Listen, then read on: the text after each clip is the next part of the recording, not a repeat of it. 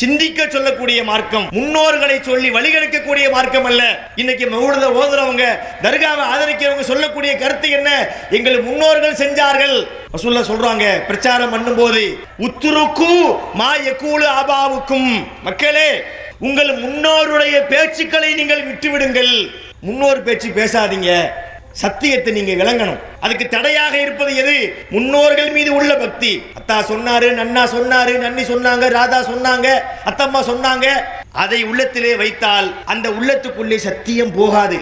சத்தியம் உள்ளக்குள்ள போறதாக இருந்தால் முன்னோர்கள் பக்தியை கலட்டி வச்சிட்டு குர்ஆனை விளங்க வேண்டும், அல்லாஹ்வுடைய தூதருடைய வார்த்தைகளை புரிய வேண்டும். நம்முடைய ஜமாத் அப்படிப்பட்ட பணிகளைத்தான் முன்னெடுத்துக் கொண்டிருக்கிறது. அஸ்ஸலாமு அலைக்கும் வரஹ்மத்துல்லாஹி வபரகாத்துஹு. பேரு அன்பிற்கும் பெரு மதிப்பிற்கும் உரிய எல்லாம் வல்ல ஏக இறைவனின் நல்லடியார்களே, இஸ்லாம் கூறும் ஓரிரை கொள்கை எனும் ஒரு தலைப்பை எனக்கு வழங்கியிருக்கின்றார்கள். இஸ்லாம் என்றாலே ஓரிரை கொள்கைதான். ஒரே ஒரு இறைவனை மாத்திரம் வணங்கக்கூடிய மார்க்கம்தான் இஸ்லாம். ஆனால் அந்த மக்களுக்கே ஓரிரை கொள்கை என்றால் என்ன என்று விளக்கி சொல்ல வேண்டிய நிலைக்கு நாங்கள் தள்ளப்பட்டிருக்கிறோம். இஸ்லாத்தின் அடிப்படை என்ன என்று ஒரு முஸ்லீமிடத்திலே நாம் கேட்டால், கலிமத்து தௌஹீத் என்றால் என்ன, ஏகத்துவ கலிமா என்றால் என்ன அப்படின்னு கேட்டா, லா இலாஹ இல்லல்லாஹ் முஹம்மதுர் ரசூலுல்லாஹ் என்று அனைவருமே சொல்லுவோம். வணக்கத்திற்குரிய இறைவன் ஒருவனை தவிர வேறு யாரும் இல்லை.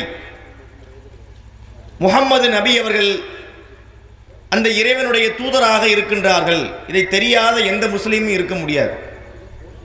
இதுதான் ஓரிரை கொள்கை என்பது. ஒரு முஸ்லீம் அல்லாஹ்வை மட்டுமே வணங்க வேண்டும்.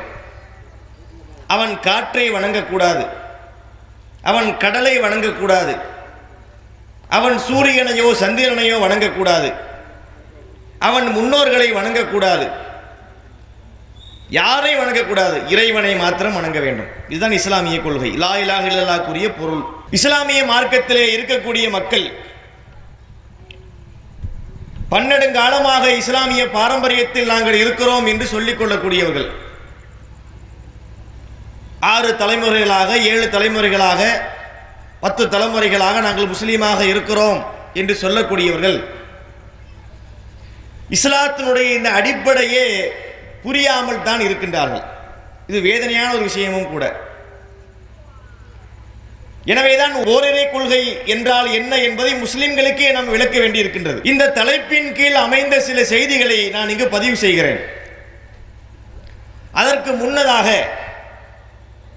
ஒரு அன்பான வேண்டுகோளை இந்த இடத்திலே நான் பதிவு செய்கின்றேன். இந்த உரையை கேட்கக்கூடிய மக்கள், நீங்கள் வீடுகளில் இருந்து கூட கேட்கலாம். நாங்கள் என்ன சொல்கிறோம் என்பதை தயவு செய்து கேளுங்கள். ஏன்னா தமிழகத்திலே இன்று எங்களை எதிர்க்கக்கூடிய மக்கள், அதில் அநேக மக்கள் எங்கள் பேச்சுக்களை கேட்பதே இல்லை. அவர்களுடைய காது எங்கள் பேச்சை கேட்கல, அவர்களின் கண்களோ எங்கள் எழுத்துக்களை வாசிக்கவும் இல்லை. ஆனால் அவர்கள் எங்கள் மீது சுமத்துகிற குற்றச்சாட்டு என்னன்னா, இவர்கள் குழப்பவாதிகள், இவர்கள் வஹாபிகள், இவர்கள் மார்க்கத்தை மாற்றி மாற்றி பேசுவார்கள், கருப்பை வெள்ளை என்று விளக்கம் அளிப்பார்கள், அவுலியாக்களை திட்டுவார்கள், நபிமார்களை ஏசுவார்கள், முன்னோர்களை பற்றி குறை சொல்வார்கள். இப்படியெல்லாம் எங்களை பற்றி விமர்சனங்கள் இருக்கு. நாம் யாரையும் திட்டுவதற்காகவோ யாரையும் புகழ்வதற்காகவோ நாம் இந்த மேடையை அமைக்கல. தமிழகத்திலே பரவலாக ஒரு கூட்டம் போடப்படுதுன்னா அதுக்கு 2 காரணம் இருக்கும். ஒன்று, தங்கள் இயக்க தலைவர்களை பற்றி புகழ் பாடுவார்கள், அல்லது பிற கட்சிக்காரர்களை, பிற இயக்க தலைவர்களை பற்றி வசை பாடுவார்கள். ஆனால் தமிழ்நாடு தௌஹீத் ஜமாத் நடத்தக்கூடிய கூட்டங்கள் இந்த 2க்காகவும் நடத்தப்படுறது கிடையாது.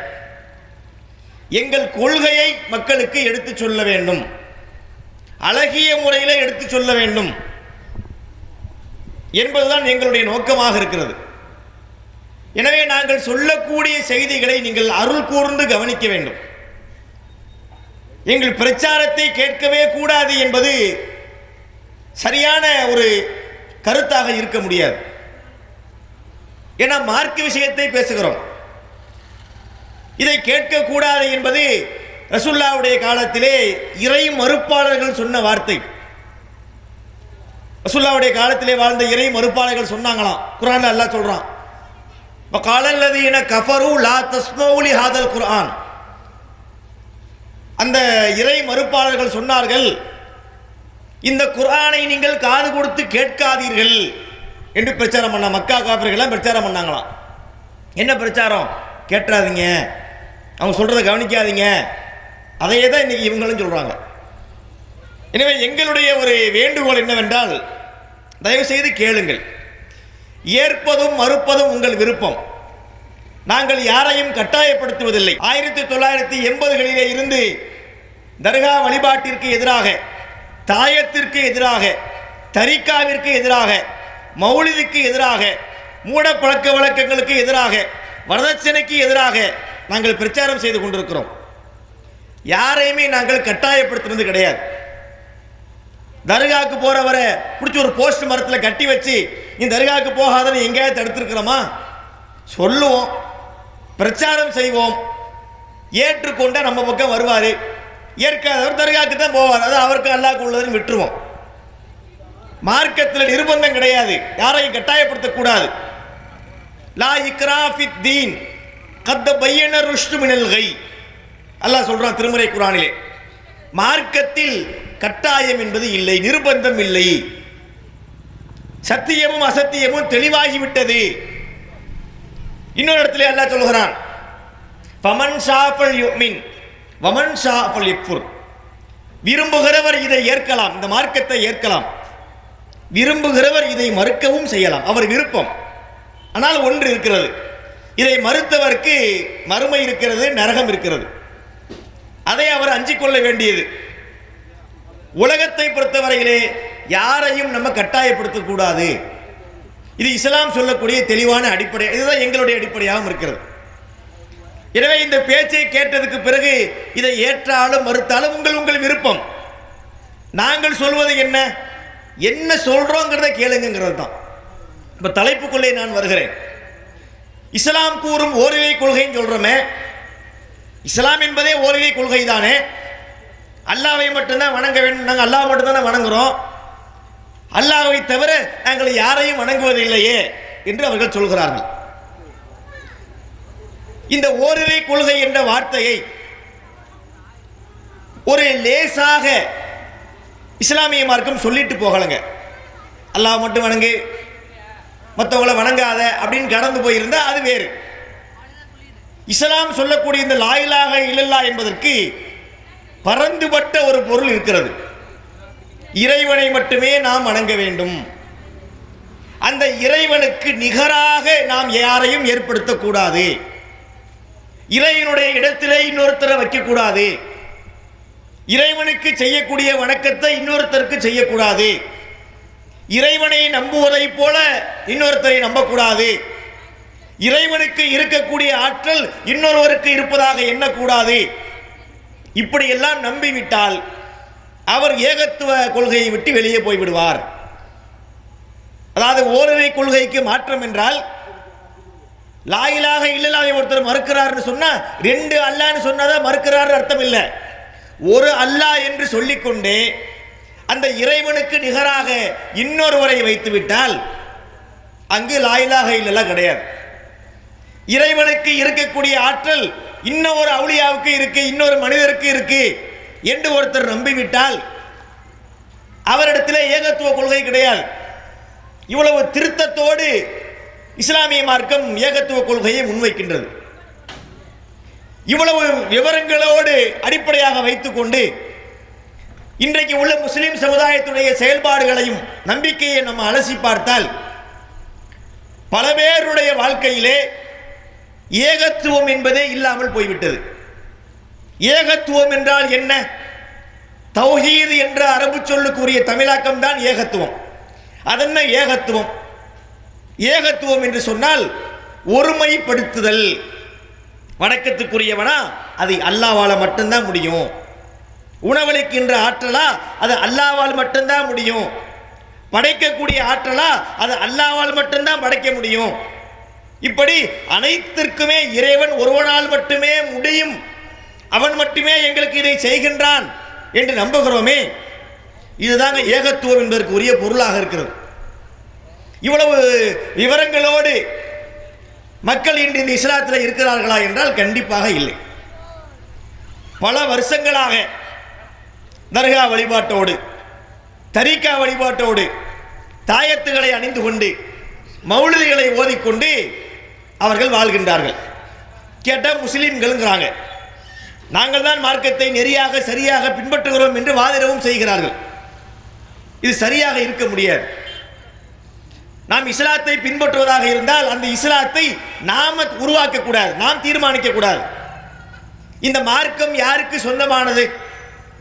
அலா லில்லாஹி தீனுல் ஹாலிஸ், தூய மார்க்கம் அல்லாவிற்கு சொந்தமானது என்கிறான் இறைவன். அல்லாவிற்கு சொந்தமான மார்க்கம் என்றால் மார்க்க சட்டதிட்டங்களை அவன்தான் நமக்கு சொல்லிக் கொடுப்பான். அவன் சொல்வதை மாத்திரமே நாம் மார்க்கமாக பின்பற்ற வேண்டும். இத்தபிஉ மா உன்சில இலைக்கும் மிர் ரப்பிக்கும் வலா தத்தபிஉ மின் தூனிஹி அவுலியா கலீலம் மா ததக்கரூன். உங்கள் ரப்பிடத்தில் இருந்து உங்களுக்கு அருளப்பட்டதை மாத்திரமே நீங்கள் பின்பற்றுங்கள். அல்லாவிடமிருந்து வந்த செய்தியை மாத்திரம் நீங்கள் பின்பற்றுங்கள், அதல்லாத மற்ற செய்திகளை நீங்கள் பின்பற்றாதீர்கள். மிக தெளிவாக அல்லாஹ் சொல்கிறான். எனவே இஸ்லாமிய மார்க்கம் என்று நாம் ஒரு காரியத்தை செய்வதாக இருந்தால் அல்லாவும் அல்லாஹ்வுடைய தூதரும் காட்டி தந்ததை செஞ்சாதான் அது இஸ்லாமாக கருதப்படும். நாம உருவாக்கக்கூடிய விஷயங்கள், நம்ம ஊர்ல தலைவர்கள் கூடி முடிவெடுக்கக்கூடிய காரியங்கள், மார்க்கத்தை படித்த ஆலிம் சாக்கள் ஒரு மசூரா பண்ணி எடுக்கக்கூடிய முடிவுகள், அது மார்க்கத்தின் சட்டமாக ஆகுமா என்றால் சட்டமாக ஆகாது. இது மிக மிக அடிப்படையான ஒரு விஷயமாக இருக்கிறது. இன்றைய முஸ்லிம்களுடைய வாழ்க்கையிலே பார்க்கிறோம், இஸ்லாம் சொல்லக்கூடிய இந்த ஏகத்துவம், இந்த அடிப்படை கூட அவர்களுக்கு புரியவில்லை. இறைவனை வணங்குகிறோம் என்று சொல்லிக்கொண்டு அந்த இறைவனுக்கு நிகராக பல பேரை அவர்கள் வைத்திருக்கின்றார்கள். அந்த அல்லாவிற்கு ஷிர்க் வைக்கின்றார்கள். அதற்கு ஏராளமான விஷயங்களை முன்னுதாரணமாக சொல்ல முடியும். கடந்த மாதம் ரபியுல் அவ்வல் மாதம், இந்த மாசத்தில் என்ன பண்ணாங்க? மகரிபு நேரத்தில் பள்ளிவாசலுடைய ஒளிபெருக்கிகள்லாம் ஓடும், ஸ்பீக்கரில் ஓடும். சுபஹான மௌலுது அப்படின்னு ஒன்று ஓதுறாங்க. சுபஹான மௌலுது என்றால் என்ன? அதுக்கு அவங்க என்ன விளக்கம் அளிக்கின்றார்கள்? நம்முடைய தூதர் நபிகள் நாயகம் ஸல்லல்லாஹு அலைஹி வஸல்லம் அவர்களை புகழ்ந்து நாங்கள் சில பாடல்களை படிக்கிறோம். ஏன்னா இந்த ரபியுல் அவ்வல் மாதம் என்பது ரசூல் ஸல்லல்லாஹு அலைஹி வஸல்லம் அவங்க பிறந்த மாதம். எனவே நாங்கள் அதில் மீலாது கொண்டாடுகிறோம், அவர்களுக்காக மௌலிது ஓதுகிறோம் என்று சொல்கின்றார்கள். முதல்ல இப்படி ஒரு வணக்கம் இஸ்லாத்தில் இருக்கா? ரசூல் ஸல்லல்லாஹு அலைஹி வஸல்லம் அவர்கள் நமக்கு சொல்லிக் கொடுத்த 23 ஆண்டு கால வாழ்க்கையிலே தொழுகையை சொல்லிக் கொடுத்தார்களா? நோன்பை கற்றுக் கொடுத்தார்களா? திக்ர்களை துஆக்களை கற்றுக் கொடுத்தார்களா? வீட்டை விட்டு வெளியேறும் போது ஓதும் துஆ என்ன சொல்லிக் கொடுத்தாங்க? வாகனத்தில் ஏறி ஒரு பயணப்பட்டு ஒரு ஊருக்கு போறோம், சொல்ல வேண்டிய துஆ என்ன சொல்லிக் கொடுத்தாங்க? பயணத்தில் இருந்து நம்ம திரும்புறோம், என்ன துஆவை ஓத வேண்டும் கற்றுக் கொடுத்தார்கள். எல்லா விஷயத்தையும் கற்றுக் கொடுத்தாங்கல்ல. மௌலிது என்று ஒன்றை கற்றுக் கொடுத்தார்களா? 23 ஆண்டு கால நபித்துவ வாழ்க்கை இருந்தது. மௌலிது என்று நீங்கள் ஒன்றை உண்டாக்கி கொள்ளுங்கள், என்னை புகழ்வதற்காக வேண்டி நீங்கள் இந்த பாடல்களை பாடுங்கள் என்று சொன்னார்களா? இல்லையே. அல்லது ரசூல் ஸல்லல்லாஹு அலைஹி வஸல்லம் அவர்களுக்கு முந்தைய நபிமார்கள், இப்ராஹிம் நபி இருந்தார்கள், இஸ்மாயில் நபி இருந்தார்கள், மூசா நபி இருந்தார்கள், யாக்கூப் நபி இருந்தார்கள், எத்தனை இறை தூதர்கள் இருந்தார்கள். அவர்களை பற்றி உள்ள மௌலிதுகளை ரசூல் ஸல்லல்லாஹு அலைஹி வஸல்லம் அவங்க ஏற்றி படித்தார்களா? இல்லையே. அப்ப எப்படி இவங்க புதுசா ஒன்றை கொண்டு வந்து அதை மார்க்கம்னு சொல்றாங்க? அதை வணக்கம் என்று ஏற்றுக்கொண்டு இந்த மக்கள் எப்படி ஓதுகிறார்கள்? ஆச்சரியமாக இருக்கிறது. அந்த மக்கள் சிந்திக்க வேண்டும். நபிகள் நாயகம் சொன்னதை நம்ம பின்பற்ற வேண்டும். அவங்க சொன்னதில் ஒரு மாற்றத்தை ஒருத்தர் உண்டாக்குனா ஏற்றுக்குவோமா? இப்போ ரமலானுடைய மாதத்திலே நம்ம நோன்பு வைக்கணும்னு இருக்கு, 29 அல்லது 30. 29 முடிச்சு பெற பார்ப்போம். பெற தெரிஞ்சுட்டா அதோட மாதம் முடிஞ்சிடும், 29 நோம்போட முடிஞ்சிடும். பெற தெரியாட்டி 30 வைப்போம். இப்போ ஒரு அஜர்த்து பயான் பண்ணுறாரு. இந்த ஆண்டு முதல் இந்த நோம்பை கொஞ்சம் கூட்டிக்கிடுவோம், 30 ஏன்னா ஒரு 40 வைப்போங்கிறாரு. இந்த மக்கள் ஏற்றுக்கொள்வார்களா? ஏன் மாத்திரீங்க? உங்களுக்கு அந்த அதிகாரம் இருக்குதா? நபிகள் நாயகம் ஸல்லல்லாஹு அலைஹி வஸல்லம் அவர்கள் இந்த மாதிரி உங்களுக்கு கற்றுக் கொடுத்தார்களா? நம்ம கேட்குறோம், கற்றுக் கொடுக்கல. சிந்திக்க வேண்டும், மக்கள் சிந்திக்க வேண்டும். ஒரு வணக்கத்தை நாம் செய்வதாக இருந்தால் அல்லாஹ்வும் தூதரும் சொல்லிக் கொடுத்தால் மாத்திரமே அதை வணக்கமாக ஏற்றுக்கொள்ள வேண்டும். அதில் இல்லாத எந்த ஒன்றும் வணக்கம் இல்லை. இது ஒரு அடிப்படைங்க. இந்த மௌலிதுகள் என்று ஓதுகிறார்களே, இது மார்க்கம் இல்லை என்பதை பல விதங்களில் நம்ம சொல்லலாம். முதல்ல பாருங்களேன், மௌலிதுனா என்ன? கவிதைகள். தமிழ் மொழியிலே கவிதைகள் இருக்கா? இருக்கு. எல்லா மொழிகளிலும் கவிதைகள் இருக்கு. அதே போல அரபு மொழியிலே நபிகள் நாயகத்தை புகழ்வதாக சொல்லி சில கவிதைகளை சில கவிஞர்கள், அரபு தெரிந்த கவிஞர்கள் இயற்றினார்கள். அதுதான் சுபஹான மௌலிதுன்னு சொல்றாங்க. அதைத்தான் ரபியுல் அவல் மாசத்தில் பயங்கரமாக ஓதுறாங்க. அதை எதிர்த்து பிரச்சாரம் பண்ணால் கூட கொஞ்சம் கிளம்புறாங்க. நம்ம எதுக்கு பிரச்சாரம் பண்ணுறோம்? பிரச்சாரம் பண்ணி குறைச்சிருவாங்க, இது ஒரு பாவங்களை உணர்ந்துருவாங்க என்று சொன்னால், இன்னொரு ஓதக்கூடிய கூட்டம் இருக்குது, அவங்க என்ன பண்ணுறாங்கன்னா, நாங்கள் இதை விட கடுமையாக ஓதிட்டு போங்க, எங்களுக்கு என்ன இருக்கு, எங்களுடைய நியத்தை இறைவன் அறிவான், எங்களுக்கு பிரச்சாரத்துக்குரிய கூலி எல்லாம் எங்களுக்கு கொடுத்துருவான். இப்போ நீங்கள் கிளம்பி புதுசாக ஓதுறீங்க, நாங்கள் விட்ட போகிறோமா? அதை விட பன்மடங்கு சொல்லி இந்த மக்களை வென்றெடுக்கக்கூடிய வேலையில் தான் நாங்கள் இறங்குவோம். எங்கள் உடற்கூட்டில் இருந்து உயிர் பிரித்தெடுக்கப்படும் வரை அசத்தியத்திலே உள்ள மக்களை சத்தியத்தை நோக்கி அழைத்து கொண்டே தான் இருப்போம். அதுதான் எங்களுடைய இலக்காக இருக்கிறது. இப்போ இந்த மௌலிதுன்னு படிக்கிறாங்களே, இது கவிதைன்னு நான் சொன்னேன். மௌலிது எப்படி இருக்கிறது, அதனுடைய அர்த்தம் என்ன என்பதுக்கு ரெண்டாவது வர்றேன். முதல்ல, இஸ்லாமிய மார்க்கம் கவிதையை ஏற்றுக்குதா? எளிமையான கேள்வி, சிம்பிளாக கேட்க, ரொம்ப பயங்கரமான கேள்விலாம் கேட்கல, லேசான கேள்வி. மௌலிது என்பது கவிதை. மௌலிதை இஸ்லாம் ஏற்றுக்கொண்டதாக இருந்தால் முதல்ல கவிதையை இஸ்லாம் ஏற்றுக்கணும். இஸ்லாம் என்ன சொல்கிறது? கவிதையை ஏற்றுக்கிறல. சூரத்து யாசீன் பெரும்பாலும் நம்ம பெண்கள்லாம் படிக்கக்கூடிய ஒரு சூரா. வமா அல்லம்னா ஷிஅர வமா யம்பகி லஹு என்று இறைவன் சொல்கிறான். நாம் இவருக்குன்னா முகமது நபிக்கு, நாம் முகமது நபிக்கு கவிதையை கற்றுக் கொடுக்கவில்லை. வமா யம்பகி லஹு, அது அவருக்கு தேவையும் இல்லை. இந்த வார்த்தை, ஒரு வார்த்தை பத்தாது, மௌலிதை தூக்கி குப்பையில் போடுறதுக்கு பத்தாதா? ரசூலுல்லாஹ்வுக்கு அல்லாஹ் என்ன செய்யல? கவிதையை கற்றுக் கொடுக்கல. தொழுகையை கற்றுத்தந்தான், நோன்பை கற்றுத்தந்தான், தர்மத்தை கற்றுத்தந்தான். அதெல்லாம் வணக்கமாக இருக்கலாம். எது கற்றுக் கொடுக்கப்படவில்லை? கவிதை கற்றுக் கொடுக்கப்படவில்லை. அது அவருக்கு தேவையும் இல்லை என்று அல்லாஹ் சொல்கிறான். அப்ப எது கற்றுக் கொடுக்கப்படவில்லையோ, எது அவருக்கு தேவையில்லை என்று சொல்லப்பட்டதோ, அது எப்படி மார்க்கத்தில் வணக்கமாக ஆக முடியும்? இந்த கேள்வி புரிகிறதா? இன்னும் ஒன்று பாருங்கள். திருமறை குர்ஆனிலே சூரத்து ஷுஅரா என்று ஒரு அத்தியாயம் இருக்கிறது. ஷுஅரா என்றால் கவிஞர்கள் என்று பொருள். ஷாயிர்னா கவிஞர், ஷுஅரா என்றால் கவிஞர்கள். அந்த அத்தியாயத்தினுடைய கடைசியான வசனத்தில் அல்லாஹ் ஒன்றை குறிப்பிடுகிறான். அஷ்ஷுஅராவு யத்தபிஉஹுமுல் காவூன், கவிஞர்களை வழிகேடர்கள் தான் பின்பற்றுவார்கள். எப்படி வார்த்தைன்னு பாருங்க. கவிஞர் பின்னாடி யார் போவா? யார் பின்பற்றுவா? வழிகெட்டவர்கள் தான் பின்பற்றுவார்கள். அலம் தர அன்னகும் ஃபீ குல்லி வாதின் யஹீமூன் வ அன்னகும் யகூலூன மா லா யஃபாலூன். அதுக்குரிய காரணத்தை எல்லாம் சொல்கிறான். யகூலூன மா லா யஃபாலூன், அவர்கள் செய்யாதவற்றை எல்லாம் சொல்லுவார்கள். கவிஞன்ட்ட உள்ள பிரச்சனை என்ன தெரியுமா? அவன் ஒரு கருத்தை சொல்லும் போது ஒரு எல்லையோடு இருக்க மாட்டார்கள், வரம்பு மீறுவார்கள். இயற்கையிலே கவிதை என்பது மனித மனங்களை ஈர்க்கும். நம்ம நிறைய பார்த்துருக்கலாம். இந்த பாட்டு போடும்போது தலையை ஆற்ற வழக்கம் சிலருக்கு இருக்கும். ஒரு பாட்டு எங்கேயாவது ஓடும், உடனே என்ன தாளம் போடுறது, மண்டையாட்டுறது, கூட சேர்ந்து பாடுறது. பாத்ரூமில் பாத்ரூம் சிங்கர் கொள்ள பேர் இருக்கிறாங்கல்ல, அந்த மாதிரியெல்லாம் நம்ம பார்ப்போம். அப்ப இயற்கையில் இந்த கவிதை என்பது மனுஷர்களை இருக்கலாம். இஸ்லாமிய மார்க்கம் அதை ஏத்துக்கறல. கவிஞனை ஏன் இஸ்லாம் ஏத்துக்கறலன்னு சொன்னா அவங்கள்ட்ட நிறைய முரண்பாடுகள் உண்டு. அவங்க செய்யாதவற்றை எல்லாம் சொல்லுவார்கள். இதற்கு ஏராளமான எடுத்துக்காட்டுகளை நம்ம சொல்லலாங்க. ஒரு பெண்ணை பார்த்து நிலவை பார்த்தேன், நிலவில் ஒளி இல்லை என்று படிக்கிறான். ஒரு பெண்ணை பார்த்தானா, நிலாவை பார்த்தானா, நிலால ஒளி இல்லையா? அமாவாசையா இருந்திருக்கும், நீ பௌர்ணமி அன்னைக்கு பார்த்தா நிலா இருக்கும். அவன் ஒரு பெண்ணை பற்றி சொல்லக்கூடிய நேரத்தில் உள்ளதை சொல்லலாம். நீ அழகா இருக்கிறன்னு சொல்லிட்டு போகலாம்.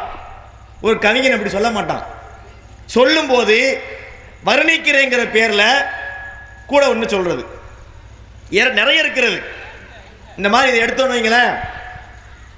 இன்னொரு இடத்துல சொல்கிறான், வண்ணமாய் வானவில்லில் நூல் எடுத்து வாரேன், விண்ணிலே நூல் எடுத்து சேலை தச்சு தாரேன், பச்சை மலை பூவு உச்சி மலை தேன்னு போகுது. என்ன செய்வாரா இவரு? வானவில்ல இருந்து நூலை எடுத்து சேலை தச்சு கொடுப்பாராம்.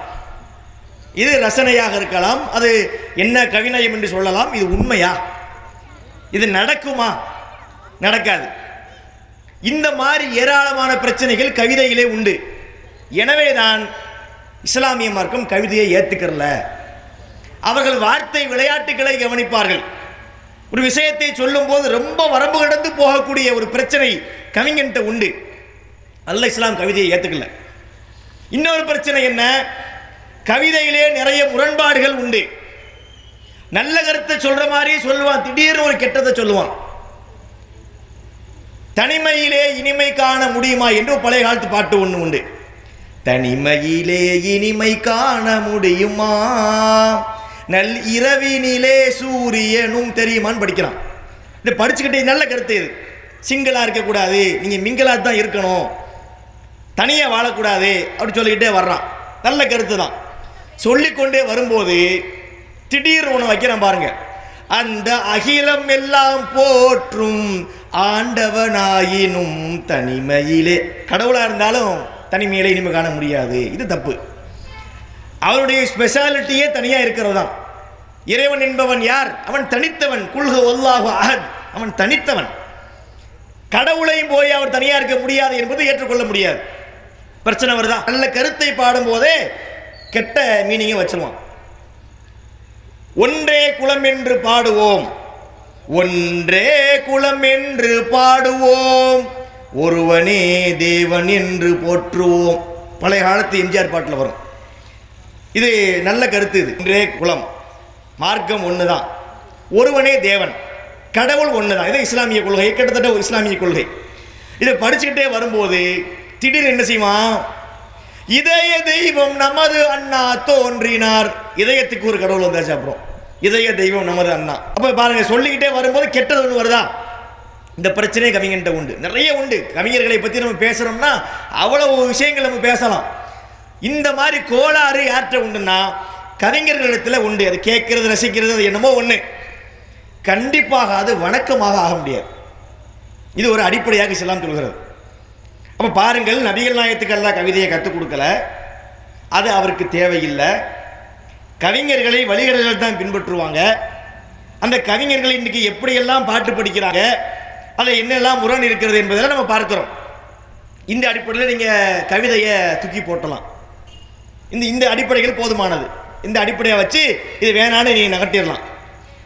இது இல்லாமல் இந்த மௌலதை ஆதரிக்கக்கூடியவர்கள் அவங்க படிக்கக்கூடிய இந்த பாட்டை நீங்கள் பார்த்தீங்கன்னா பெரும்பான்மையான இடங்களில் சினிமா பாட்டில் தான் மிட்டெடுத்து படிக்கிறாங்க. நான் சொல்லி நீங்கள் தெரிஞ்சுக்கிற வேண்டிய அவசியம் இல்லை, எல்லாமே நீங்கள் கேட்டிருப்பீங்க. சலாத்துன் சலாமுன் ஹுமா சர்மதா அலல் முஸ்தஃபா மாயலூஹுன் நஹார் ஜமாலுஹு லம்மா பதா தாலிஆ அஸ்ரகத்தில் அன்வாரு பைன தியார் நாதா முனாதி ஸஅதி லம்மா அதா யா தாலிபல் ஃபௌஜில் பிதாரல் பிதார். என்ன பாட்டுன்னு தெரியுதா? நான் மலரோடு தனியாக ஏன் இங்கு நின்றேன். பழைய காலத்து பாட்டு. இந்த சலாத்துன் சலாமுன் ஹுமா சர்மதாவுக்கு இவங்க படிக்கக்கூடிய டூன் பெரும்பாலும் இதுதான். யா நபி ஸலாமு அலைக்கும், யா ரசூல் ஸலாமு அலைக்கும், ரோஜா மலரே ராஜகுமாரி, ஆசை கிளியே அழகிய ராணி. படிக்கிறானா? அதான் யா நபி ஸலாம் அலைக்கும். அல்லாஹு காலிகுனா, அல்லாஹு ராசிகுனா, அல்லாஹு ஹாதீனா, சுப்ஹான மௌலானா. ஆத்தோரம் மணலெடுத்து அழகழகாய் வீடு கட்டி, தோட்டமிட்டு பந்தலிட்டு ஜோராக குடியிருந்தோம். வருதா? நான் சொல்றதை நீங்க நினைக்காதீங்க, இப்படிதான் படிக்கிறாங்க. சல்லு பினா பிஹி திமாமி அலா ஷஃபீஇல் அனாமி ஹபீபி முஹ்யல் இதாமி அலைஹி அஸ்க ஸலாமி. பூ போல பிறக்கும், பால் போல சிரிக்கும். அந்த பாட்டு இதெல்லாம் நான் இட்டுக்கடி படிக்கிறேன் நினைக்காதீங்க. இந்த டியூன்ல இவங்க படிக்கிறாங்க. இதெல்லாம் நம்ம ஏன் தெரியுமா படிச்சு காட்டுறோம்? இதுக்கு ஒரு காரணம் உண்டு. இப்போ மௌலுது தப்புன்னு நம்ம கடந்து போயிடலாம், ஆனால் இது ஏன் படிச்சு காட்டுறோம்னா அதுக்கு ஒரு ரீசன் உண்டு. என்ன ரீசன் தெரியுமா? இந்த நஜாத்காரர்கள், இந்த வஹாபிகள் ஏன் தெரியுமா மௌலுதை விமர்சிக்கிறான்? மௌலுது ஓத தெரியல, மௌலுது ஓத வரல, எனவே மௌலுது கூடாது என்று பிரச்சாரம் செய்கிறாங்க. மௌலுது உங்க ஓதுல சிறந்தவங்க இருக்கலாம், ஆனால் சில பேர் ஓதுல நாங்களே கேட்க முடியல, சகிக்க முடியல. அதை விட நாங்கள் நல்லா ஓதுவோம். ரெண்டாவது, இது ஒரு பெரிய திறமையும் கிடையாது. ஒரு டியூனை எப்படி போடுறதுங்கிறத பார்த்து கொண்டு அதுக்கு தக்கவர அரபு வார்த்தைகளை மாற்றி போட்டாச்சுன்னா அந்த பாட்டு வந்துடும். இது ஒரு பெரிய வித்தையெல்லாம் கிடையாது. டியூன் என்னங்கிறத புரியணும், அதுக்குரிய அரபி வார்த்தையை மாற்றி போட்டாச்சுன்னா அந்த பாட்டு வந்துடும். இதற்காக இதை வணக்கம் சொல்ல முடியுமா?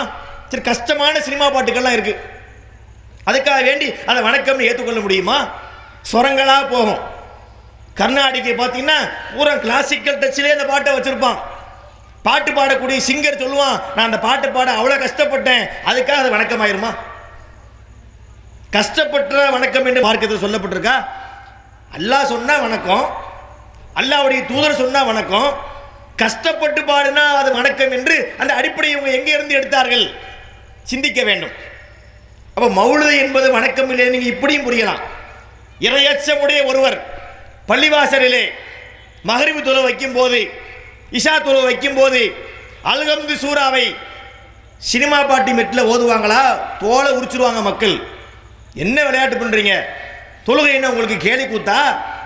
அல்ஹம்து சூராவை நீங்க என்ன சினிமா பாட்டி மெட்டில் ஓதுங்கன்னு கேட்க மாட்டாங்க. அப்ப மௌலுதை ஏன் கேட்கல? அது வணக்கம் இல்லை என்பதை அவங்களுடைய உள்ளம் சொல்லாமல் சொல்கிறது. இப்ப பாட்டு வணக்கம் இல்லைன்னு புரியுது பாருங்களேன்.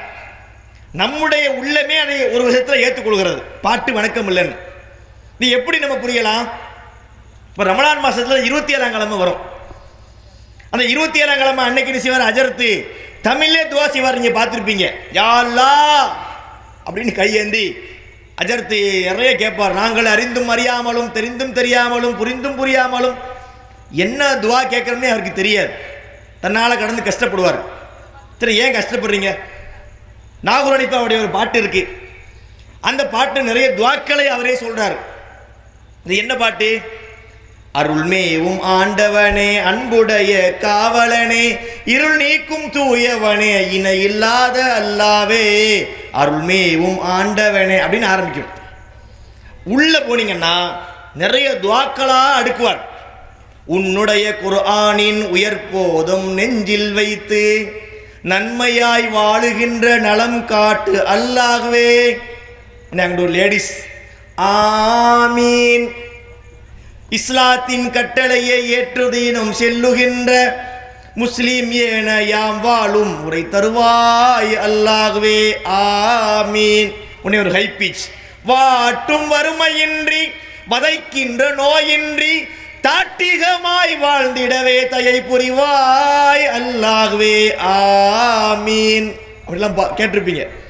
பொல்லாத கவலையெல்லாம் போக்கிடுவாய், எப்போதும் நல்லமைதி உள்ளத்தை நல்கிடுவாய் அல்லாஹ்வே ஆமீன். போகும்.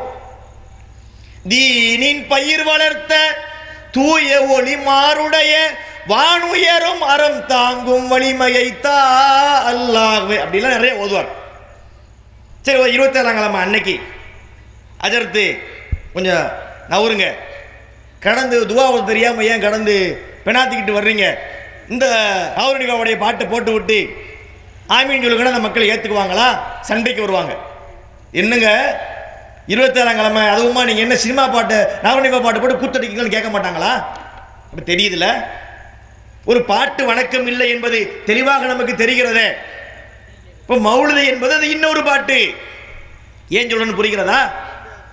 அப்போ இதை அடிப்படையாக வச்சு பார்த்தாலுமே மௌலிதை அவர்களே வணக்கம் என்று ஏற்றுக்கொள்ளல. அதனால தான் அவங்க சினிமா பாட்டில் இருந்து மெட்டெடுத்து படிக்கிறாங்க. தெரியுதா? சரி, இது ஒன்று. அடுத்து பாருங்களேன், சுபஹான மௌலிது என்று அவங்க படிக்கிறாங்களே, அதில் இருக்கக்கூடிய அர்த்தங்களை பாருங்கள். அவங்க சொன்ன காரணம் என்ன? நபிகள் நாயகத்தை புகழ்றோம், ரசூல்லாவை பாராட்டுறோம். ரசூல்லாவை புகழக்கூடாதா? இந்த வஹாபிகள் என்ன பண்றாங்க? ரசூல்லாவை திட்டுவாங்க, ரசூல்லாவை புகழக்கூடாதுமாங்க. யார் திட்டுனா? ஒரு வீடியோவை காட்டுங்க, ஆதாரத்தை காட்டுங்க. ரசூல்லாவை நாங்கள் எங்கெங்க திட்டி இருக்கிறோம்? ரசூல்லாவை திட்டுறவன் முஸ்லீமா இருக்க முடியுமா? நபிகளாரை புகழாதவன் முஸ்லீமா இருக்க முடியுமா? அல்லாவே புகழ்றானே திருமறை குர்ஆன்ல, வர ஃபானாலக திக்ரக், நபியே உமது புகழை நாம் உயர்த்தி இருக்கிறோம் சொல்றான் குர்ஆன்ல. இப்ப அல்லாவே புகழும் போது நம்ம புகழ்ந்தா என்ன தப்பு கிடையாது. ஆனால் அந்த புகழுக்கு ஒரு எல்லை உண்டு. கவிதையில் என்ன பிரச்சனை நான் சொன்னேன், இவன் எல்லை மீறுவான். விஷயத்தை சொல்ல வரும்போது உள்ளதை உள்ளபடி சொல்லாமல் இந்த எல்லை மீறுகிற ஒரு பிரச்சனை கவிஞன்ட்ட உண்டு. இப்போ ஒருத்தன் தாயை பற்றி சொல்கிறான், எங்கள் அம்மா என்னை கஷ்டப்பட்டு பெற்றாங்கங்க, கஷ்டப்பட்டு படிக்க வச்சாங்க, ரொம்ப 4-5 பிள்ளைகள், நாங்கள் சின்ன சின்ன பிள்ளைகளாம் அடுத்தடுத்து பிறந்துட்டோம், அத்தா வேற மூத்தாயிட்டாரு, தனி ஆளாக இருந்து எங்களை அம்மா படிக்க வச்சாங்க, வளர்த்தாங்க. ஓகே, சொல்கிறது ஓகே. இதை கவிஞனை கொடுத்தா அவன் என்ன செய்வான்? எல்லையோடு இருக்க மாட்டான், எல்லையை தாண்டுவான். பாலூட்டும் அன்னை அவள் நடமாடும் தெய்வம். ஒரு தாய் பாலூட்ட காரணத்தினால அவளை தெய்வம் சொல்லிடுவான். கவிஞர்களுக்கு தெய்வத்தை முடிவு செய்வதற்கு எந்த லிமிட்டும் இல்லை. அவன் எல்லாவற்றையும் கடவுள் என்பான். கணவனை பார்த்து கடவுள் என்பான், மனைவியை பார்த்து கடவுள் என்பான். ஈன்ற தாயை நான் கண்டதில்லை, எனது தெய்வம் வேறெங்கும் இல்லை. பக்கத்தில் மனைவி நிற்கிது, நீ சொல்றான் என் தெய்வம் வேறெங்கும் இல்லைன்னா நீ தான் என் தெய்வம்ங்கிறான். அப்புறம் என்ன? குழந்தையும் தெய்வமும் குணத்தால் ஒன்று, குழந்தையை பிடிச்சி கடவுளுங்கிறான். அப்புறம் என்ன? செய்யும் தொழிலே தெய்வம், அதையும் கடவுள் என்றான். மொத்தத்துக்கு மாற்றி மனிதன் என்பவன் தெய்வமாகலாம், நம்மளே தெய்வமாக ஆயிடலான்னு வேற சொல்றான். இப்படி கவிஞர்களுக்கு எந்த ஒன்றிலுமே எல்லை இல்லை. எதை வேணாலும் தெய்வம் என்று சொல்லி கொண்டு போய்கொண்டே இருப்பார்கள். இஸ்லாம் ஏன் அதை தடுக்குதுன்னு தெரியுதா? எல்லை மீறக்கூடாது. ரசூலுல்லாஹ் புகழலாம், அந்த புகழுக்கு ஒரு எல்லை உண்டு. நபி அவர்கள் அதை பற்றி ரொம்ப கவலைப்பட்டாங்க. முன்னாடி வாழ்ந்த சமுதாய மக்கள் தங்களுடைய நபிமார்களை வரம்பு கடந்து புகழ்ந்தார்கள். அவர்களுடைய அடக்கத்தலங்களை வணக்கத்தலங்களாக மாற்றிக்கொண்டார்கள். தன்னுடைய சமுதாய மக்கள் அப்படி ஆகிவிடக் கூடாது என்று கவலைப்பட்டார்கள். சொன்னாங்க, லஅனல்லாஹுல் யஹூத வன் நஸாரா, யூதர்களையும் நஸ்ரானிகளையும் அல்லாஹ் நாசமாக்குவானாக. ஏனென்றால் இத்தகது குபூர அம்பியாகி மசாஜிதா, அவர்கள் தங்களுடைய நபிமார்களுடைய அடக்கத்தலங்களை வணங்குமிடங்களாக ஆக்கி கொண்டார்கள். இந்த மாதிரி ஆக்கிறாதீங்கன்னாங்க. லா தஜஅலு கப்ரி ஈதா, என்னுடைய மன்னரையை நீங்கள் ஒரு விழா எடுக்கிற இடமா ஆக்கிறாதீங்க. அங்கே ஒரு பெருநாள் மாதிரி அங்கே வந்துக்கிட்டு நீங்கள் சேர்ந்துக்கிட்டு நிற்காதீங்க சொன்னார்கள். லா துத்ரூனி கமா அத்தரத்தின் நசாரா இப்ன மரியம், மரியமுடைய மகன் ஈசாவை அந்த சமுதாயத்து மக்கள் வரம்பு கடந்து புகழ்ந்தார்களே, அது போல நீங்கள் என்னை வரம்பு கடந்து புகழாதீர்கள். வார்த்தைகளை பாருங்களேன். ஆனா அபுதுஹு, நான் அல்லாஹ்வின் அடிமையாவேன். கூலு அப்துல்லாஹி வ ரசூலுஹு, நீங்கள் என்னை பற்றி சொல்வதாக இருந்தால் அல்லாஹ்வின் அடிமை என்றும் அல்லாஹ்வின் தூதர் என்றும் சொல்லுங்கள். முதல்ல அடிமை, அப்புறம் தான் தூதர். எவ்வளவு தெள்ள தெளிவாக பச்சை பிள்ளைக்கும் புரிவதை போல நபிகள் நாயகம் ஸல்லல்லாஹு அலைஹி வஸல்லம் அவர்கள் நமக்கு விளக்கி இருக்கிறார்கள்.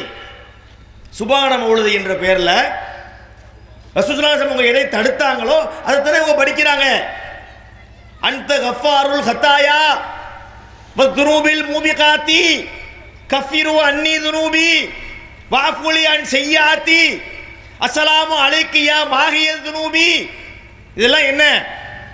நான் சொன்ன இந்த வார்த்தைகள் எல்லாம் நபிகளாரை பார்த்து இவர்கள் பாவ மன்னிப்பு கேட்கக்கூடிய வார்த்தைகள். நபியே, எங்கள் பாவங்களை மன்னித்து விடுங்கள், எங்கள் பாவத்தை மன்னிப்பவரே உங்களுக்கு சலாம் உண்டாகட்டுமாக, அழித்தொழிக்கக்கூடிய பாவத்தை நீங்கள் மன்னித்து விடுங்கள் படிக்கின்றார்கள். யா மன் தமாதா வஜ்தரம் துபுவாதரிஃபு வர்ஜுல் கரம் வனூது பி மன் ஹல்லல் ஹரம் வனூருஹு அம்மல் பிலாத். சுபான மௌலிதுல வரக்கூடிய வார்த்தை யாருக்கும் இதுக்கு மீனிங் தான் தெரிய மாட்டேங்குது. அதனால தான் ஓதுறாங்க. சுபான மௌலிது ஓதிட்டு வர்றாங்களே, அவங்கள்ட்ட போய் நீ எங்கே போயிட்டு வந்தீங்க?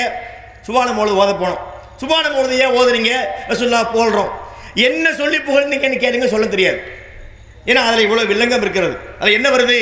யாமந்த மாதா வஜுதரம், குற்றம் செய்தவனே நீ மன்னிப்பு கேள், உன் குற்றத்தை ஒப்புக்கொள், இந்த நபியிடத்திலே நீ சரணடைந்து விடு, அவர் உன்னுடைய பாவங்களை மன்னிப்பார். வமை எகுப்பிறது ரூப இல்லல்லா, அல்லாஹ்வை தவிர யார் பாவங்களை மன்னிக்க முடியும்? திருமறை குர்ஆன்ல அல்லாஹ் சொல்கிறான். இதற்கு மாற்றமாக ரசூலுல்லாஹ்விடத்தில் போய் பாவ மன்னிப்பு தேடுறாங்கன்னா இதுதானங்க ஷிர்க்குன்னு நம்ம சொல்றோம். அல்லாஹ்வை வைக்க வேண்டிய இடத்துல இன்னொருவரை கொண்டு வந்து அந்த இடத்திலே வைத்தால் அவரிடத்திலே லா இலாஹ இல்லல்லாஹ் என்பது இருக்காது. நிரூபணமாகிறதா? அஸ்ஸலாமு அலைக்க யா முபரிஸ் ஸகாமி வருது. நோயை நீக்குபவரே உங்களுக்கு சலாம். யாரை பார்த்து? நபிகள் நாயகம் ஸல்லல்லாஹு அலைஹி வஸல்லம் அவர்களை பார்த்து. ரசூலுல்லாஹி ஸல்லல்லாஹு அலைஹி வஸல்லம் நோயை நீக்குவாங்களா? அந்த ஆற்றல் அவங்களுக்கு கொடுக்கப்பட்டதா? ஒரு நோயாளியை பக்கம் ரசூலுல்லாஹ் போறாங்க, அங்க ஒரு துஆ ஓதுறாங்க. அதிகபில் பாஸ ரப்பன்னாஸ் இஷ்ஃபி வ அன்த ஷாஃபி லா ஷிஃபா இல்லா ஷிஃபாவுக்க ஷிஃபான் லா யுகாதிரு ஸகமா. சொல்லி கொடுத்தாங்களா? துஆ நமக்கு சொல்லி கொடுத்தாங்களா? இதுக்கு அர்த்தம் என்ன? இறைவா இஷ்ஃபி, நீ இவருக்கு குணமளி, வ அன்த ஷாஃபி, நீதான் குணமளிப்பவன், லா ஷிஃபா இல்லா ஷிஃபாவுக்க, உன்னுடைய நிவாரணம் அல்லாமல் வேற நிவாரணமே கிடையாது. இதற்கு மேலுமா ஒரு ஆதாரம் வேண்டும்? நீ குணமளி முதல் வார்த்தை. அடுத்த வார்த்தை ஸ்ட்ராங்கு, நீதான் குணமளிப்பவன். அடுத்த வார்த்தை எல்லாத்துக்கும் மேல ஸ்ட்ராங்கு, லா ஷிஃபா இல்லா ஷிஃபாவுக்க, உன்னை தவிர யாராலும் குணமளிக்க முடியாது. நபிகள் சொன்னாங்களா? இவங்க என்ன ஓதுறாங்க? அஸ்ஸலாமு அலைக்க யா முபரிஸ் ஸகாமி. இதனங்க ஷிர்க்குன்னு நம்ம சொல்றோம். அல்லாஹ்வுடைய இடத்துல கொண்டு போய் அல்லாஹ்வுடைய தூதரை வைத்தாலும் அவன் முஷ்ரிக்கு தான். அல்லாஹ்விற்கு நிகராக ஒருத்தன் மண்ணை வணங்குறான், கல்லை வணங்குறான், அவன் எப்படி மார்க்கத்திலே இல்லாதவனோ, அவனுடைய உள்ளத்திலே ஈமான் இல்லையோ, அதே போல அல்லாஹ்வுடைய இடத்திலே ஒரு நபியை கொண்டு வந்து வைத்தாலும் அவர் முஷ்ரிக்கு தான்.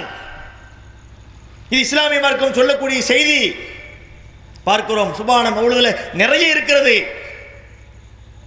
இந்த மாசத்துல ரபியுல் ஆகிர் மாதத்துல என்ன ஓதுறாங்க? முஹியத்தீன் மௌலிது.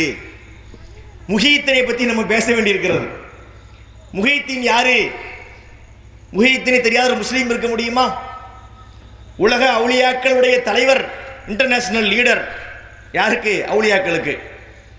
அவர் தான் எல்லாருக்கும் தலைவரா. இந்த மக்கள் நம்புகிறார்கள். அவர் பல அற்புதங்களை செய்வார், இந்த மக்கள் நம்புகிறார்கள்.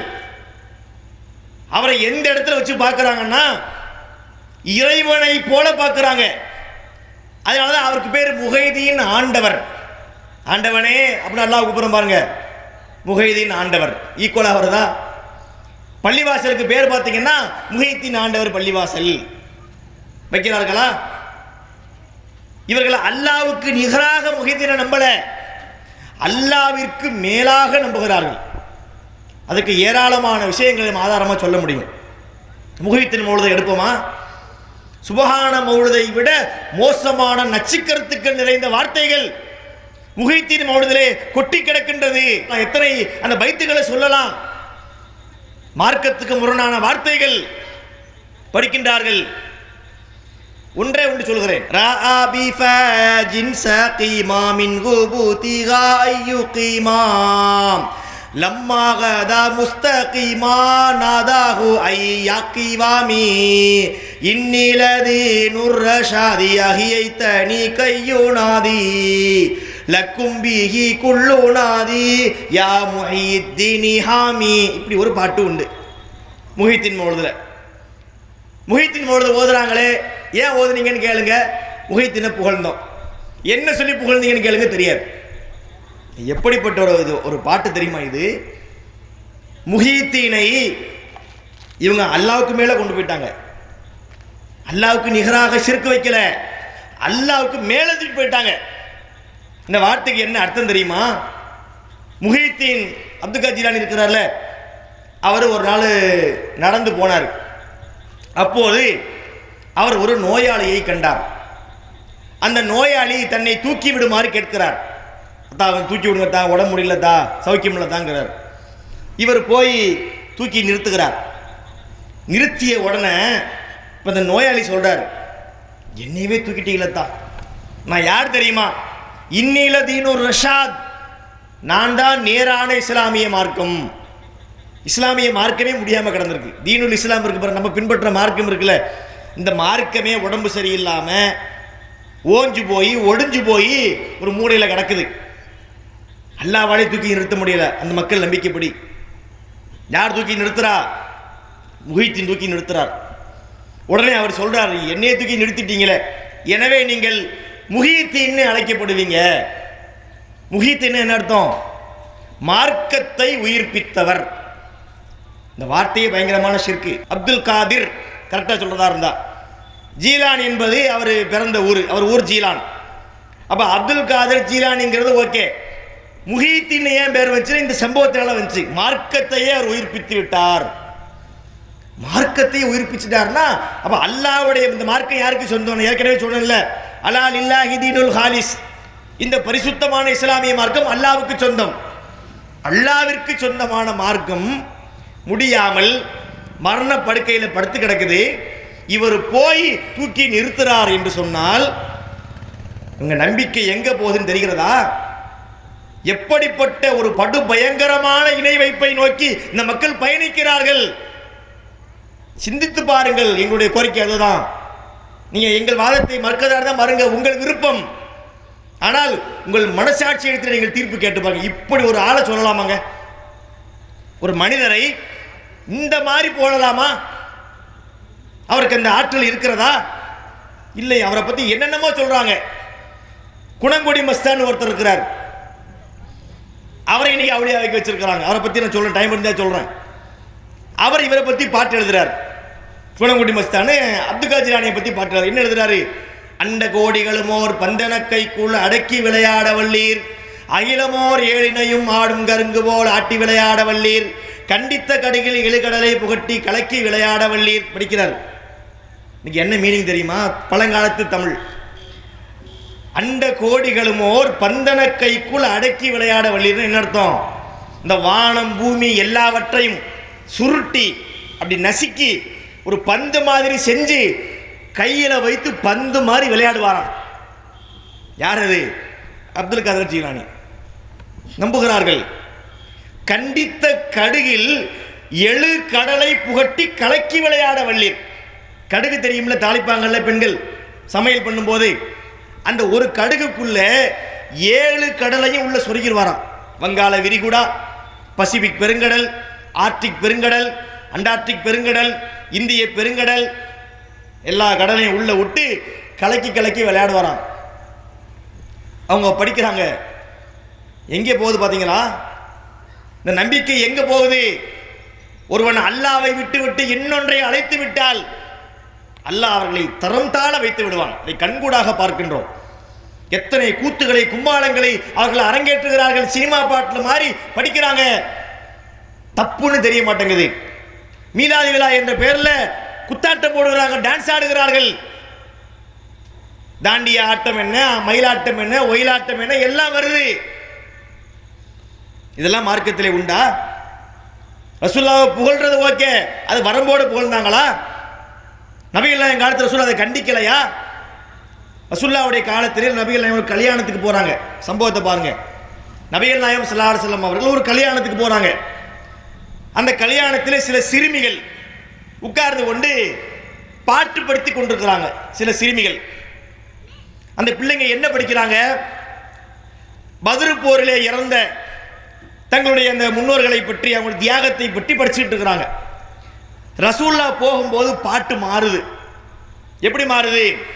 ஃபீனா நபியுன் யஅலமு மா ஃபீ கதின் அப்படின்னு வந்துருச்சு. என்ன அர்த்தம் அதற்கு? நம்மிடத்திலே ஒரு நபி இருக்கிறார், அவர் நாளை நடப்பதையும் அறியக்கூடியவராவார். ரசூலுல்லாஹி ஸல்லல்லாஹு அலைஹி வஸல்லம் சொல்லிட்டாங்க, லா தகுலி ஹக்கதா, அப்படி படிக்காத, அந்த வார்த்தையை நீ சொல்லாத. நீ முன்னாடி படிச்சுக்கிட்டு இருந்திய அதை வேணா படிச்சுட்டு போ. நாளை நடப்பதை நான் அறிவேன் என்று நீ படிக்காதே என்று அந்த சிறுமிக்கு சொன்னாங்களா இல்லையா? எத்தனை கிதாபில் நம்ம இதை பார்க்கிறோம். தன்னை வரம்பு கடந்து புகழும் போது ரசூலுல்லாஹ் அதை கண்டிச்சு அப்படி படிக்காதங்கிறாங்க. அப்ப சுப்ஹான மௌலிதுல என்ன இருக்கு? முஹித்தின் மௌலிதுல என்ன இருக்கு? நிறைய வச்சிருக்கிறாங்க. யா குத்துபான் வச்சிருக்கிறாங்க, அதில் ஒன்று படிக்கிறாங்க. எல்லாம் பிரமத கலாச்சாரங்கள் தான். ஷியாக்கள் இருக்கிறாங்க, அதே மாதிரி ஷியா முஸ்லீம் வராங்கல்ல, சொல்றாங்கல்ல, அவங்களுக்கு ஒரு நம்பிக்கை உண்டு. அவங்களுடைய நம்பிக்கைப்படி 12 இமாம்கள் இருக்கிறார்கள். அவங்க மௌத்தாயிட்டாங்க. ஆனால் ஒரு திக்ர் மஜ்லிஸிலே உட்கார்ந்து கொண்டு சில திக்ர்களை ஓதினால் அந்த சபைக்கு அந்த இமாம்கள் வருவார்கள் என்பது யாருடைய நம்பிக்கை? ஷியாக்களுடைய நம்பிக்கை. அதே நம்பிக்கை யார்கிட்ட இருக்கு? இந்த மௌலிது ஓதக்கூடிய கோஷ்டிட்ட இருக்கு. எப்படி ஓதுகின்றார்கள்? ஓதுறாங்க பாருங்க. வமயோனாதிசிமி அல்பம்பி கல்வதிஹி அஸ்மம்பி ஹிம்மதிஹி ஷர்மன்லி கஃபவதிஹி அஜப்தஹு முஸ்ரி அம் மின் நஜலி தஅவதிஹி ஃபல்யது யா அப்துல் காதிர் முஹியத்தீனி ஜீலானி அத்திகாய் காய் காய்னு அந்த காலத்து பாட்டு ஒன்று உண்டு. அந்த டியூன்ல ஓதுறது. இது என்ன மீனிங் தெரியுமா?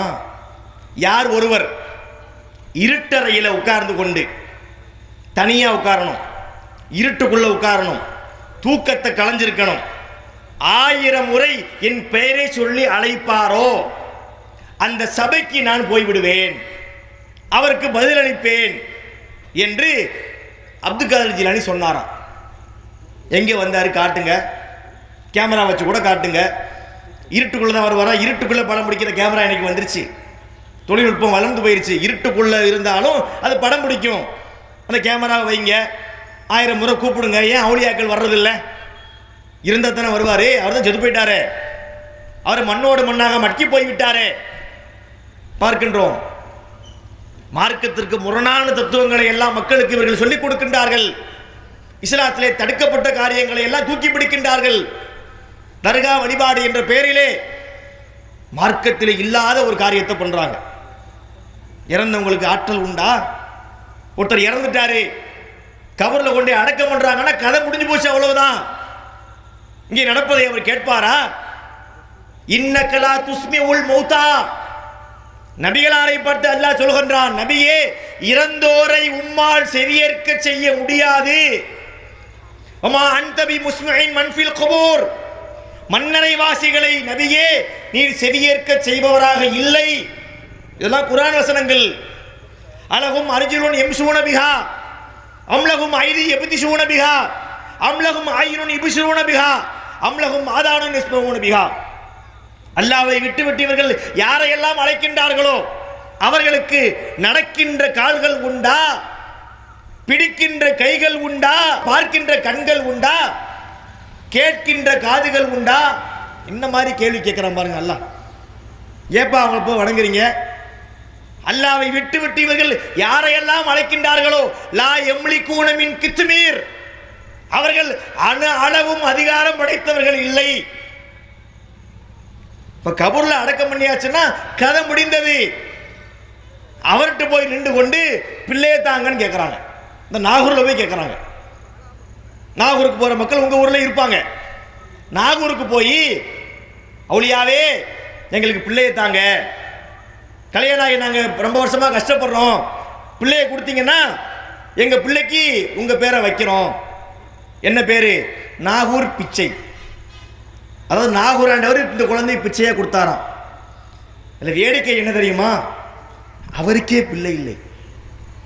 இவங்க யார்கிட்ட போய் பிள்ளை கேட்குறாங்களோ அவருக்கு பிள்ளை இல்லை, அவருக்கு மனைவியும் இல்லை, அவர் கல்யாணமே பண்ணலை. இதுக்கு என்ன ஆதாரம்? அவங்களே சொல்றாங்க. அதை 28ஆம் வயது நிறைந்தது இதமாய் திருமணம் செய்திடவே அருமை பெற்றோர் முனைந்தார்கள், அதனை மறுத்த அத்திடமாக அல்லாவின் தொண்டுக்கு என்னை நானே அர்ப்பணம் செய்து கொண்டேனே, கல்யாணத்தை விரும்பேன் என்று கண்டிப்புடனே கூறினரே. அவர் சாஹேப் மீரானாம், புனித நாகூர் மீரானாம், கருணை கடலாம் காதர் வழியின் காரண சரிதம் கேளுங்கள். நாகூர் இப்ப படிச்சாரா? இல்லை, என்ன வருது? 28 வயசு வருது.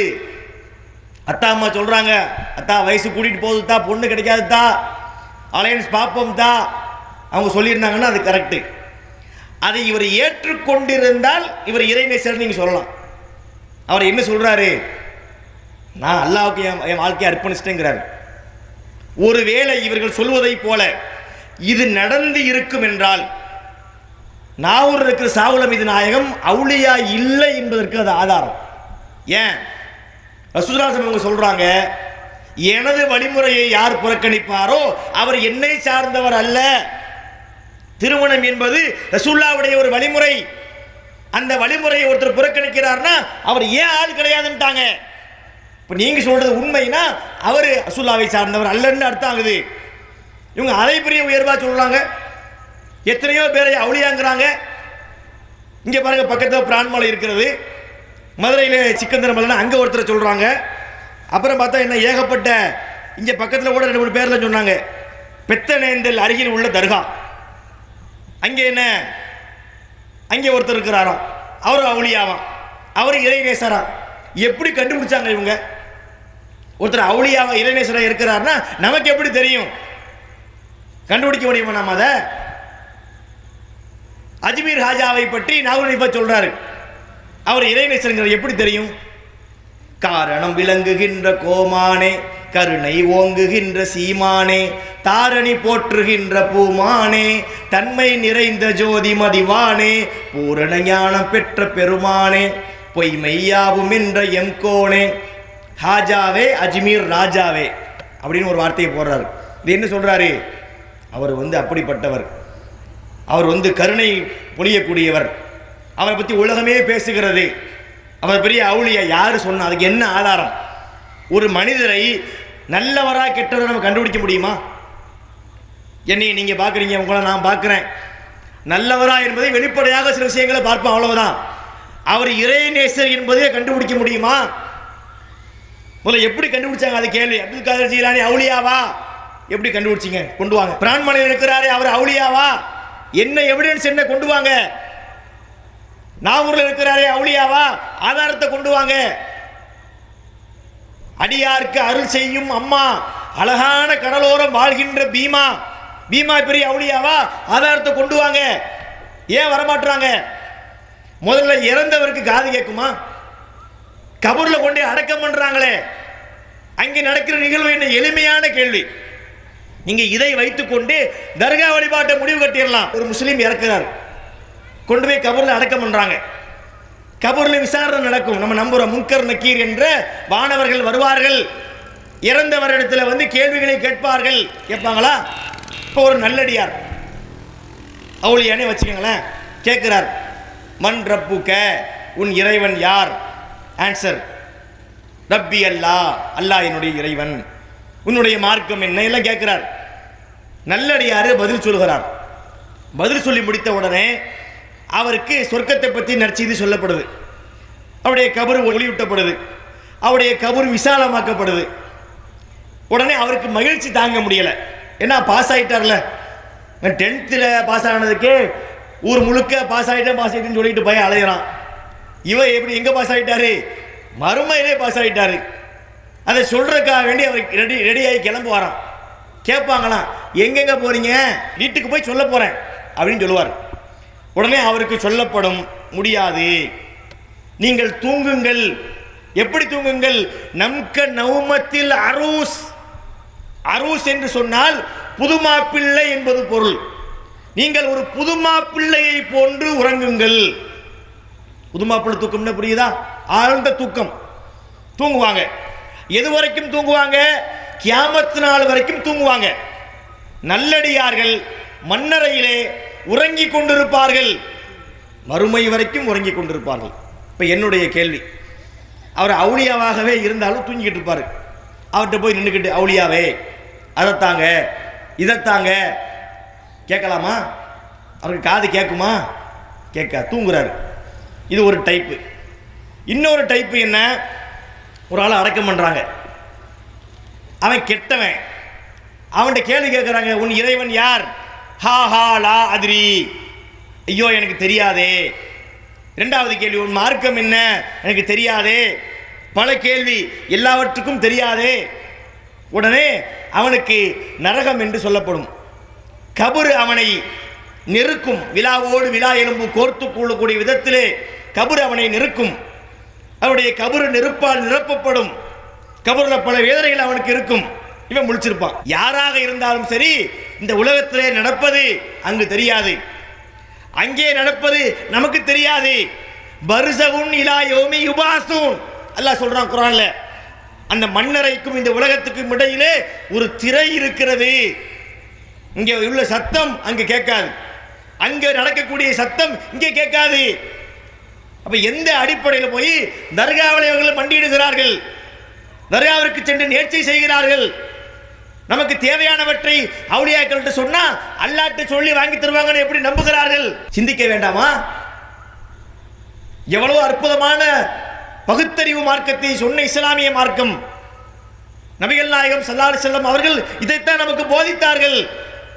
ரசூலுல்லாஹ்வுடைய காலத்திலேயே இந்த மாதிரி பஞ்சாயத்துகள் எல்லாம் இருந்தது. ரசூலுல்லாஹ் அவங்க சொல்றாங்க, இவங்க சொல்றாங்கல்ல, நல்லடியார்கள் நாங்கள் எல்லாருக்குமே அங்கே தர்கா கட்டுறோம், நல்ல தர்கா கட்டுறோம். ஒரு சம்பவம் நடக்கிறது. மக்காவில் இருந்து மதீனாவிற்கு ஹிஜ்ரத்து போகும்போது சில பேர் முதல்ல அபிசினியாவுக்கு போயிட்டாங்க. அபிசினியாவுக்கு போயிட்டு மதீனாவுக்கு வந்தாங்க. அதில் ரசூலுல்லாஹ்வுடைய சில மனைவிமார்களும் கூட அபிசினியாவுக்கு போயிட்டு மதீனாவுக்கு வந்தாங்க. அந்த அபிசினியா என்பது ஒரு நஸ்ரானிகள் கிறிஸ்தவர்கள் வாழக்கூடிய நாடு. அங்கு பெரிய பெரிய தேவாலயங்கள்லாம் இருக்கிறது. அதையெல்லாம் வைத்துக்கொண்டு அவங்க வழிபட்டு கொண்டிருக்கிறார்கள்.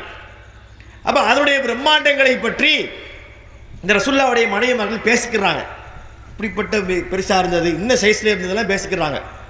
அப்போது ரசூலுல்லாஹ் அவங்க சொல்கிறாங்க, இவங்க இருக்கிறாங்களே, இவங்க உலாயிக்க ஷிராருல் ஹல்க், படைப்பினங்களிலேயே ரொம்ப கெட்டவர்கள். ஏன் தெரியுமா? அவர்களே ஒரு நல்லவர் இறந்து விட்டால் அவருடைய அந்த அடக்கத்தலங்களை வணங்கவனமாக்கிறாங்க, அவருடைய உருவத்தை வரைய ஆரம்பிக்கிறாங்க. நல்லடியாரை வணங்குறவங்கள தான். நல்லடியாரை போய் கேட்டால் கூட சொல்ல சொல்றாங்க, இவங்க கெட்டவர்கள், அல்லாஹ்வுடைய படைப்பினங்களிலேயே இவங்க ரொம்ப கெட்டவர்கள்ங்கிறாங்க. நபிமார்களுக்கே இந்த நிலைன்னா வலிமார்கள் நிலை என்ன? இவங்கெல்லாம் அவுளியான்றது நமக்கு என்ன தெரியுமா? இரண்டாவது, நம்ம ஏங்க இவங்கள்ட்ட போய் நிற்கணும்?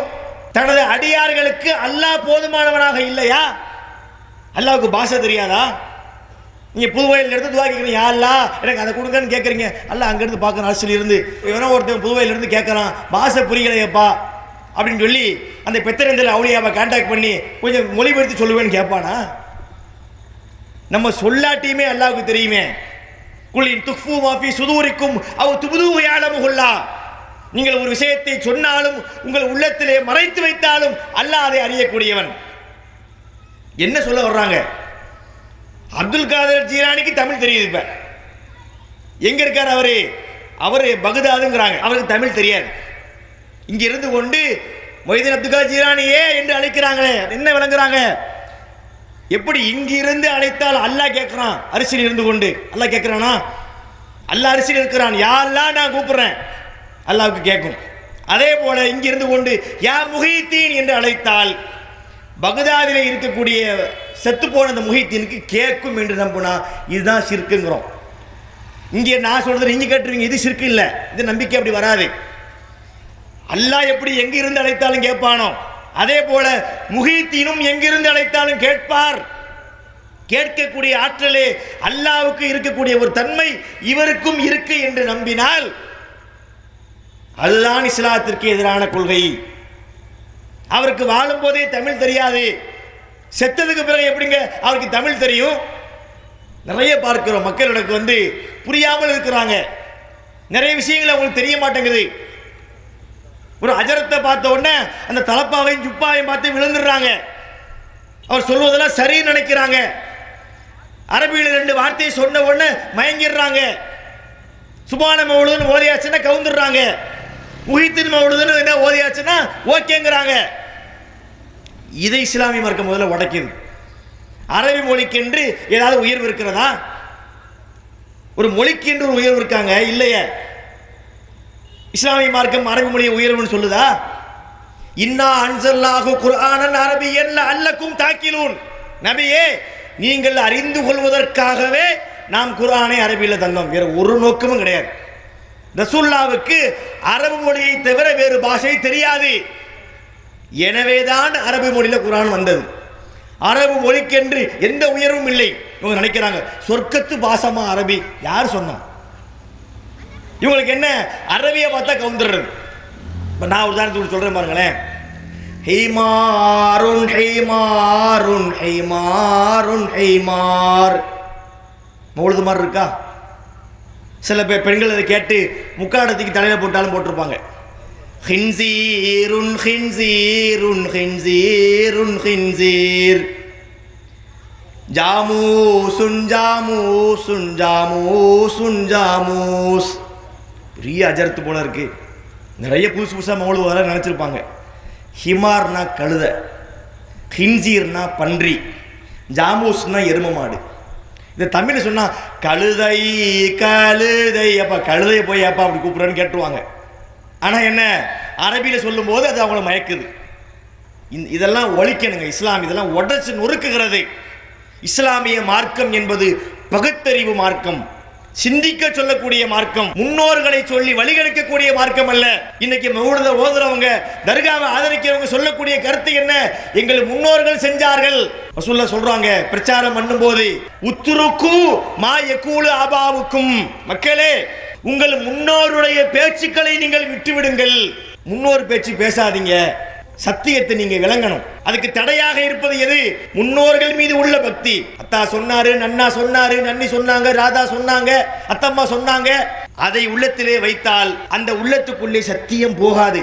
சத்தியம் உள்ளக்குள்ள போறதாக இருந்தால் முன்னோர்கள் பக்தியை கலட்டி வச்சிட்டு குர்ஆனை விளங்க வேண்டும், அல்லாஹ்வுடைய தூதருடைய வார்த்தைகளை புரிய வேண்டும். நம்முடைய ஜமாத் அப்படிப்பட்ட பணிகளைத்தான் முன்னெடுத்துக் கொண்டிருக்கிறது.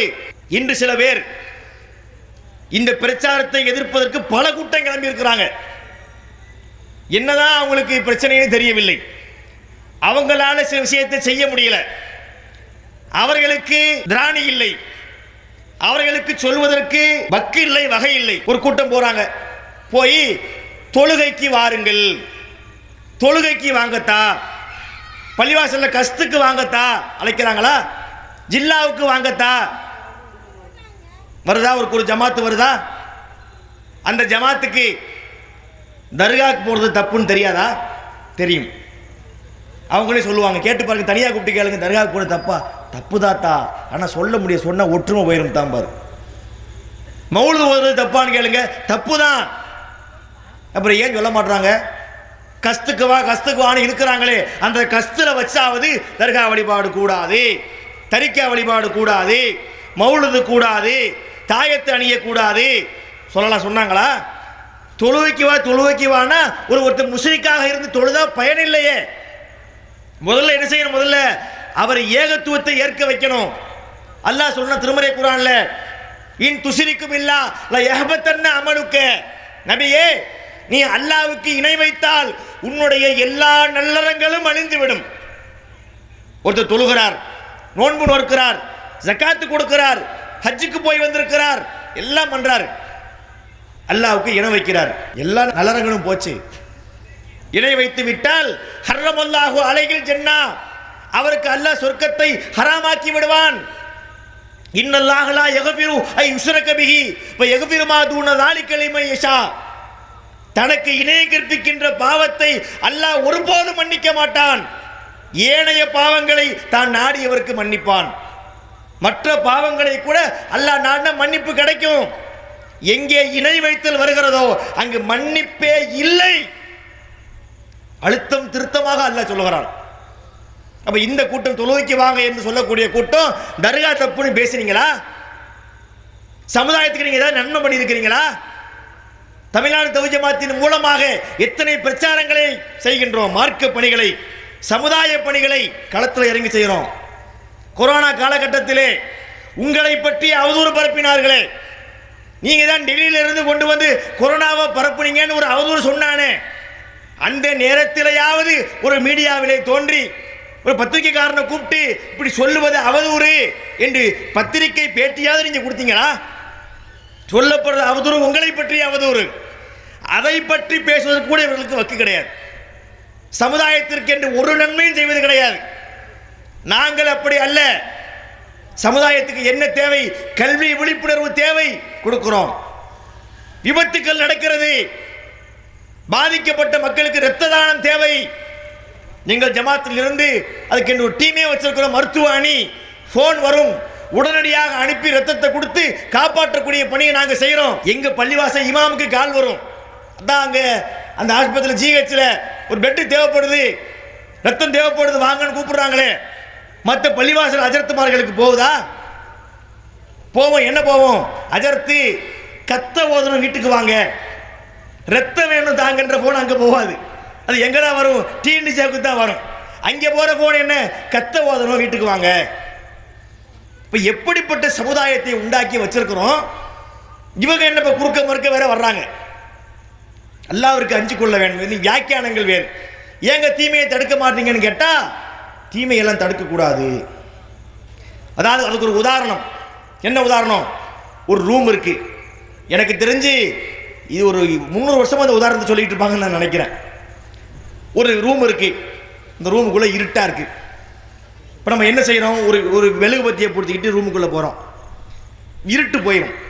இருட்டை நீக்க வேண்டும் என்ற ஒன்று தேவை கிடையாது. மெழுகுபத்தியை பற்ற வச்சிங்கனாலே இருட்டு போயிடும்.